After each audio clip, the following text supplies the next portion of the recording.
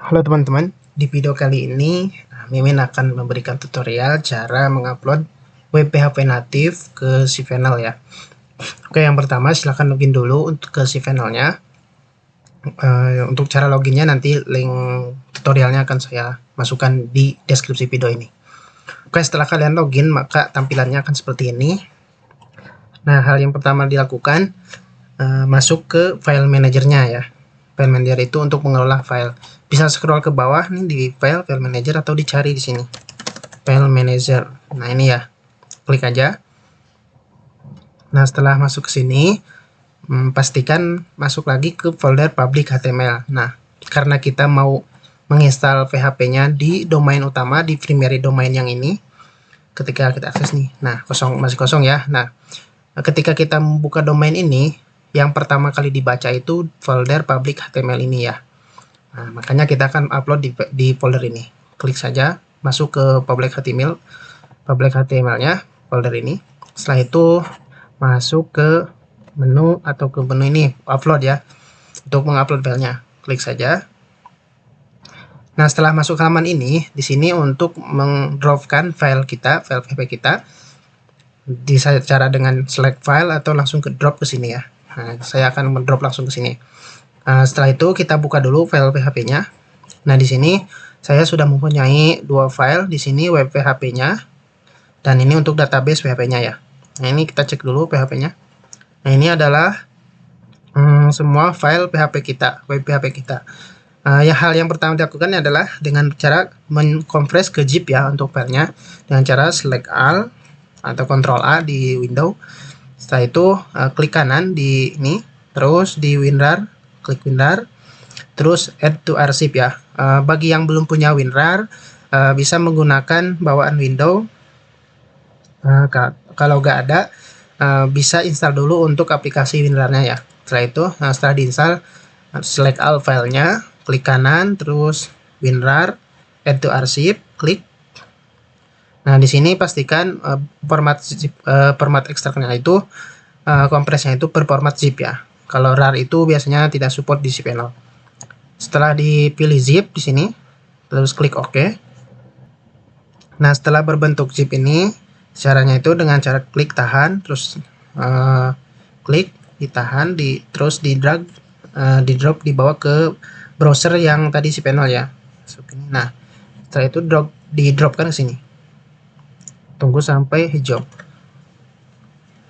Nah, kalau sudah hijau ini, selanjutnya kembali lagi ke folder public HTML dengan cara klik ini. Nah, ini adalah file web PHP yang sudah terupload ya. Nah, setelah itu, ini kan bentuknya zip ya. Kita akan mengekstraknya supaya file PHP-nya itu keluar dengan cara di sini klik dulu filenya. Bisa menggunakan di sini yang menu di sini di atas atau dengan cara klik kanan terus ekstrak. Nah, pastikan urutan foldernya itu jangan sampai ada folder lagi misal itu ya, kecuali emang mau installnya di subdomain. Kalau enggak ya hapus saja. Pastikan slash public HTML-nya. Setelah itu klik extract file. Nah, kalau sudah di close aja. Nah, ini adalah file yang sudah kita upload ya. Nah, untuk file zip-nya ini bisa kita hapus saja. Nah, biasanya untuk WPHP itu ada file .htaccess ya. Nah, kalau ada, kenapa di cPanel nggak muncul, sedangkan di PC kita muncul? Nah, cara memunculkannya, ke pojok atas ini, terus tampilkan yang di hide ya, di show ini. Nah, nanti .htaccess akan muncul. Nah, seperti ini ya. Kalau ini folder yang ada titiknya di depan. Kecuali emang kalau nggak ada .htaccess atau .env itu nggak perlu diaktifkan. Nah, selanjutnya setelah ini kita akan mengupload untuk database-nya ya. Di sini karena web PHP-nya itu ada database-nya. Caranya itu kembali lagi ke halaman utama cPanel. Nah, ini terus scroll ke bawah. Nah, di sini di database ada menu manage my database ya. Klik aja di sini.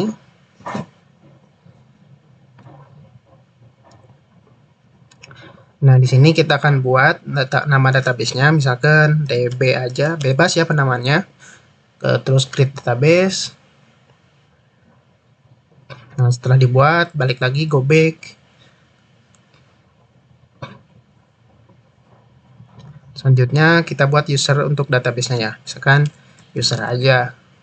Untuk penamaan bebas ya. Selanjutnya kita buat password, bisa manual atau bisa menggunakan generate password di sini. Untuk password bebas, dan untuk password ini pastikan tidak ada karakter dolar ya. Kalau ada itu biasanya suka error. Kalau hapus saja ya untuk karakter dolar.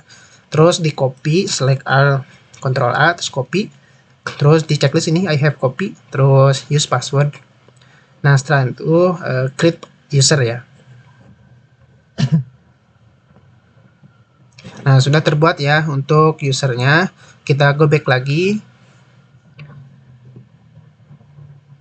Nah di sini setelah buat database dan usernya, scroll ke bawah sampai menemukan ini add user to database. Nah di sini pas kita pilih yang kita buat tadi, user dan database. Selanjutnya diklik tombol add. Nah, masuk ke sini, di sini di checklist aja semua ya, supaya database-nya full access, untuk username-nya full access. Setelah checklist semua, scroll ke bawah, ini ada make change, diklik aja. Nah, sudah ya, dibuat user dan database-nya. Setelah itu, kita koneksikan ke config PHP-nya ya. Nah, di sini untuk file koneksi ke database-nya, di web saya itu ada di folder config. Nah, untuk kalian menyesuaikan ya, untuk file koneksinya. Biasanya ada config.php atau apapun itu bebas ya. Di sini untuk punya saya ini ada di folder config. Nah, untuk penamaan ini menyesuaikan dari file yang sudah kalian buat ya. Jadi di sini namanya untuk saya database.php. Nah, setelah diklik filenya, diklik kanan, terdownload. Klik kanan, terus edit ya di sini. Bisa dari sini diklik kanan atau dari atas ini. Setelah klik kanan, edit, terus edit lagi. Nah, di sini untuk konfigurasi ke database-nya. Di sini kita masukkan password yang sudah kita buat tadi. Nah, yang ini udah di copy ya passwordnya. Terus username nama itu kita ambil dari database ini. Nah, ini adalah username untuk database-nya. Klik lagi. Kita masukkan username-nya itu nih. Terus nama database-nya ini database. Nah, terus kita masukkan di dbname ya. Untuk ini menyesuaikan dari yang punya kalian ya. Kalau punya saya seperti ini. Nah, untuk hostnya ini pakai aja yang localhost ya, yang diganti. Terus DBS name ini data yang sudah kita buat tadi. Oke, kalau sudah scroll ke atas nih, ada kita simpan ya, save change. Nah, sudah ya, sudah terbuat. Nah, di sini sudah. Nah, sudah ada semua. Kita coba tes. Nah, di sini domainnya kita akses ya, domain kita yang sudah punya. Kita coba akses. Nah, sudah ada ya. Nah, ini data-datanya belum muncul. Kenapa? Karena kita belum mengupload untuk database-nya ke phpMyAdmin. Nah, cara mengupload database lokal kita di si channel-nya, kita buka dulu phpMyAdmin dengan cara cari ini share tool atau kembali lagi ke halaman utama si panel kita. Scroll ke bawah sampai menu database. Nah, di sini ada phpMyAdmin, klik aja. Nah, kalau sudah ini nanti muncul database yang kita buat ini. Yang ini ya, diklik, terus masuk ke import, masukkan database-nya ke sini. Kita coba import ya. Di choose file ini. Nah, database-nya ini untuk membuat format database-nya .sql ini biasanya kalau di XMPP masuk ke localhost /phpMyAdmin, klik database yang kita buat, terus diekspor ya, supaya nanti diekspornya itu pastikan formatnya .sql ya, atau pakai Laragon juga hampir sama, formatnya hampir SQL. Setelah itu diklik aja format database-nya, di open. Nah, nanti akan masuk ke di form ini. Scroll ke bawah, setelah itu scroll bawah, nanti menu import ya, klik aja. Nah, database-nya sudah terimport ya. Setelah itu kita cek lagi domainnya. Nah, kita apakah sudah muncul data-datanya? Kita coba refresh. Data murid. Nah, udah muncul ya data-datanya sesuai database yang kita buat. Oke, jadi pastikan upload filenya itu di public HTML. Kecuali emang kita mau install web PHP-nya itu di subdomain. Biasanya subdomain itu ada di foldernya itu ada di luar subdo. contoh aja ya. Nah, nanti seperti ini. Domain kita bisa upload di sini.